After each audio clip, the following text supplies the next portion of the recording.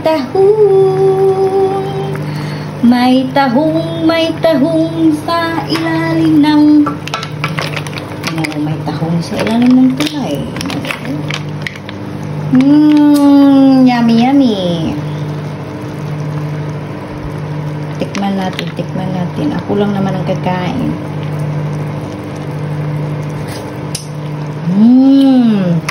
Yummy. Yan, luto na yung